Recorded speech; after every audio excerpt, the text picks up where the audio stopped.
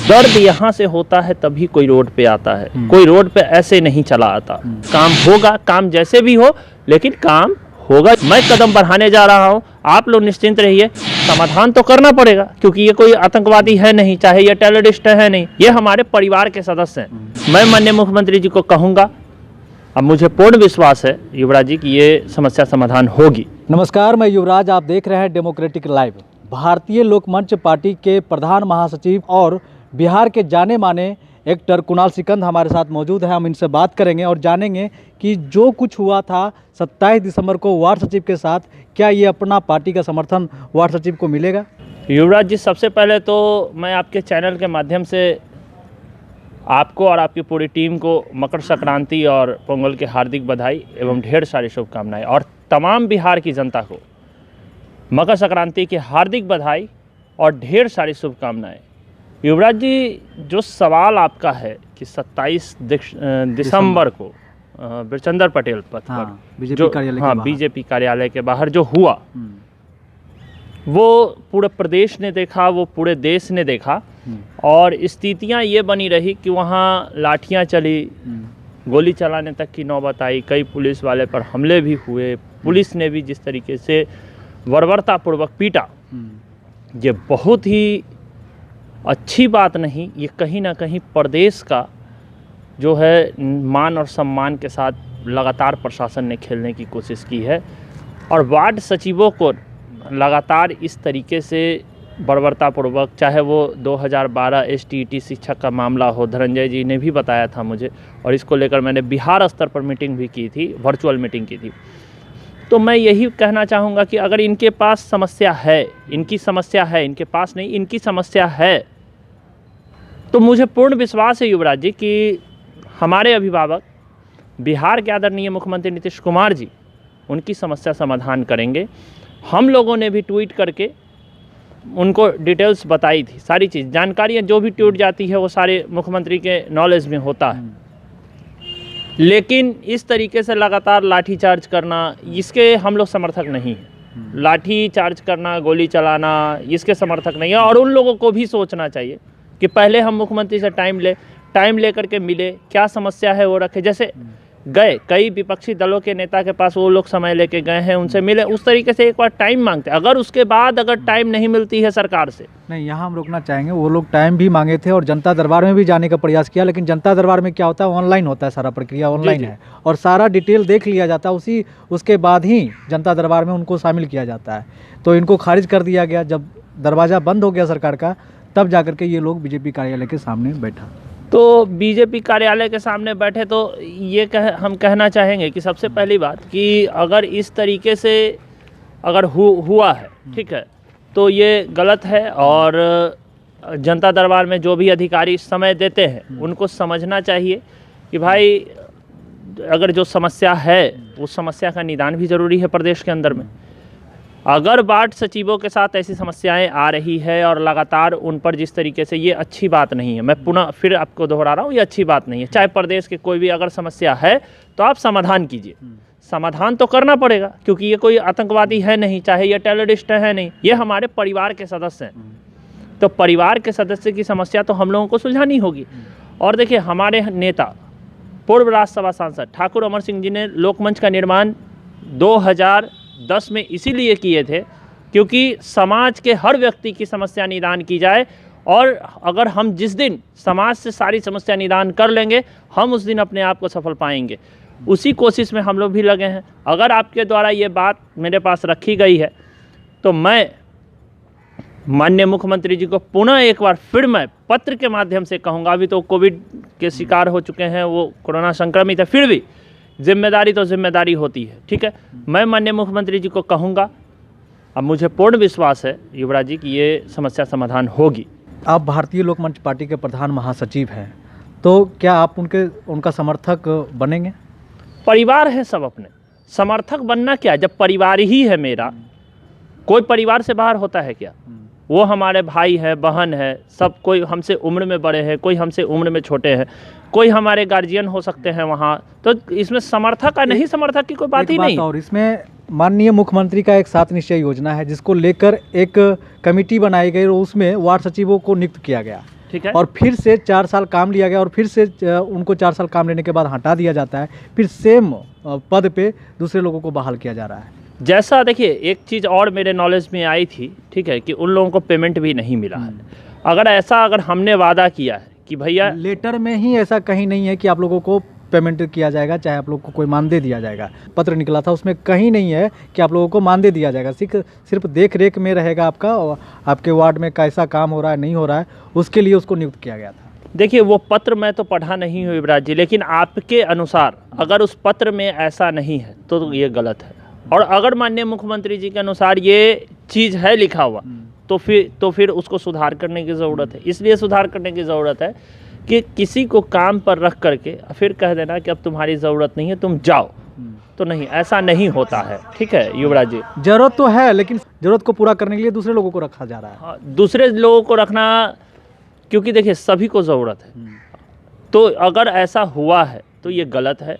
और एक चीज़ मैं ये कहूँगा, सबसे पहले तो माननीय मुख्यमंत्री आदरणीय नीतीश कुमार जी अगर आपके चैनल को देख रहे हैं और सुन रहे हैं, तो मैं लोकमंच परिवार की तरफ से माननीय मुख्यमंत्री आदरणीय नीतीश कुमार जी यही कहना चाहूँगा, उन लोगों का पेमेंट कराइए। कोई दूसरे नहीं है वो लोग आप ही के बच्चे हैं, वो हमारे भाई हैं, हमारे गार्जियन हैं, और उन्हीं के मतों से, उन्हीं के वोटों से हम और हमारी सरकार एनडीए सरकार बनती है, और उन्हीं लोगों के आशीर्वाद से हम लोग भी आगे बढ़ेंगे। सब लोग आगे बढ़ता है, चाहे वो अधिकारी हो, पदाधिकारी हो, चाहे जो भी लोग हो। जनता के सहयोग के बिना कुछ भी संभव नहीं है, और जनता यही है, कोई दूसरा है नहीं, या एलियंस ऊपर से आके वोटिंग करता नहीं है। वोटिंग यही लोग करते हैं, समस्या इन्हीं का सुलझाना है, इन्हीं के बीच में हर चीज़ करना है हम लोगों को। तो फिर इनसे इस तरीके से करना मुझे नहीं लगता है कि उचित है, लोकमंच परिवार को नहीं लगता है। हमारे राष्ट्रीय अध्यक्ष पूर्व में भी कई बार माननीय मुख्यमंत्री जी को कहे हैं कि जो भी प्रदेश की समस्या है उसको सुलझा करके एक खुशहाल प्रदेश बनाने की ओर हम लोग बढ़े। हम लोग देखिए, ठीक है, विपक्ष राजनीति करती है, विपक्ष करना भी चाहिए भाई, सबको प्लेटफॉर्म, राजनीति अपने अपने दल से है, राजनीति प्लेटफॉर्म है, राजनीति कर रहे हैं, लेकिन कभी भी विपक्ष मुँह खोल के ये नहीं बोला कि प्रदेश में आज जो भी विकास की धारा है वही है, वो नीतीश कुमार का देन है युवराज जी, इसको हम इनकार नहीं कर सकते। मुझे वो दौर याद है, मुझे 1992 याद है, 93 याद है, 94 याद है, 95 याद है, 96, 97, 98, 99, 2000, 2005 भी याद है, जब नीतीश कुमार जी ने गद्दी संभाले। उस समय हम पटना कॉलेज में पढ़ा करते थे, मुझे हर चीज़ याद है, इसलिए झूठला सकते हैं। तेजस्वी जी ने नहीं देखा होगा, मैंने तो देखा है साहब सड़कों पे, मैंने अविनाश हत्याकांड भी देखा है, मैंने राजेश टाइगर हत्याकांड भी देखा है, मैंने गुड्डू हत्याकांड भी देखा, ऐसे कई कांड देखे। कौन सा पटना विश्वविद्यालय के अंदर कांड हो रहा है जरा बताइए, ये सब कांड मैंने देखा है होते हुए। ठीक है, उस समय व्यवस्थाएं नहीं थी, बात कुछ और है, बीत गई, बीती बातों पर चर्चा नहीं करनी चाहिए, जो वर्तमान स्थिति है उस पर चर्चा करें हम लोग। ठीक है, वो दौड़ गई अब बात, लेकिन जो स्थितियां हैं उसको सुधारने की ज़रूरत है हम लोगों को।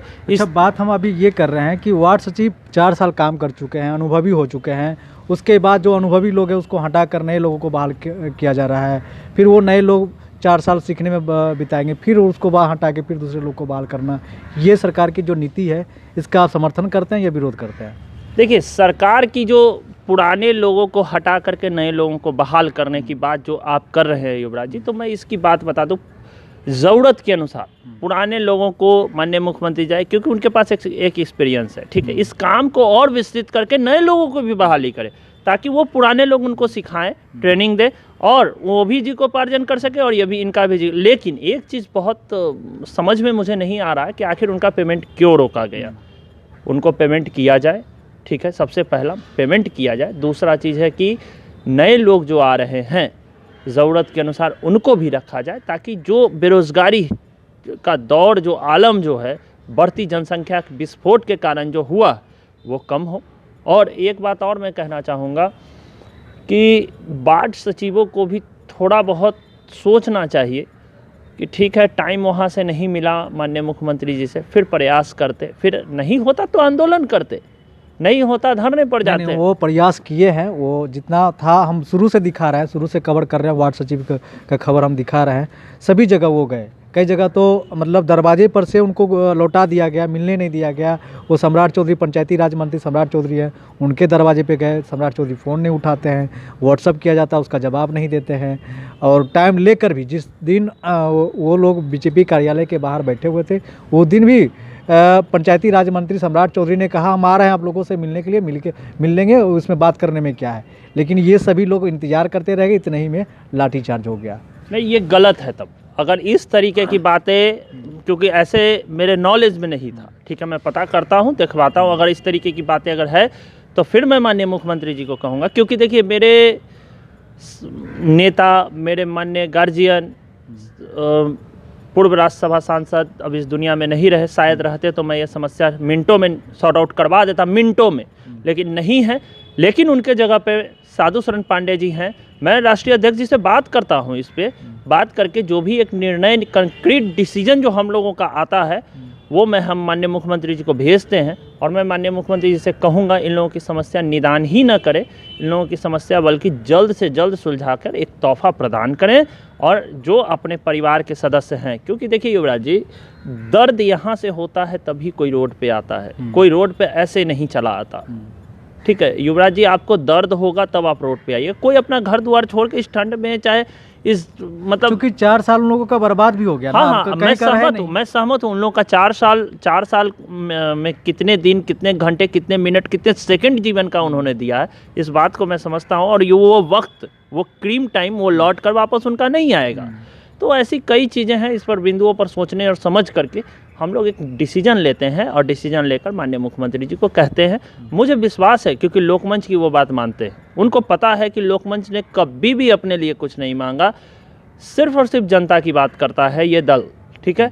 और हम लोगों के यहाँ अपने लिए कोई मांगने के लिए इसलिए नहीं, क्योंकि देखिए, जब जनता की ज़रूरत पूरा होगी तो जनता से हमें एक ही चीज़ चाहिए युवराज जी, और वो है उनका आशीर्वाद, और वो है उनका प्यार।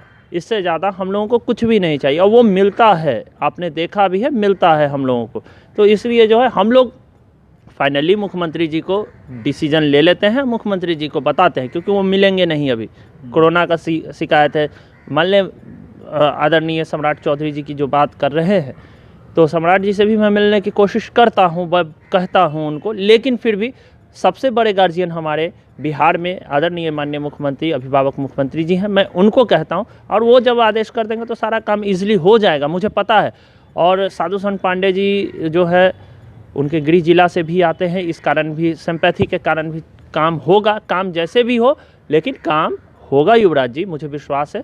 और मैं उन पंचायत वार्ड के सचिवों से भी मैं कहना चाहता हूं, आप लोकमंच पर विश्वास रखिए, आपका बात डेमोक्रेटिव लाइव ने उठाया है। पुनः एक बार, मुझे विशेष जानकारी नहीं थी, जितनी जानकारी युवराज जी ने मुझे दी है, उस अनुसार मैं कदम बढ़ाने जा रहा हूं। आप लोग निश्चिंत रहिए। ठाकुर अमर सिंह जी ने जब देश में किसी चीज़ को लेकर के कदम बढ़ाए थे, वो काम हुआ था। लोकमंच उन्हीं का दिया हुआ आशीर्वाद है, लोकमंच कदम बढ़ाने जा रही है, आप लोगों का काम हो के रहेगा। थोड़ी सी सब्रता रखिए, काम होगा, ये वादा रहा।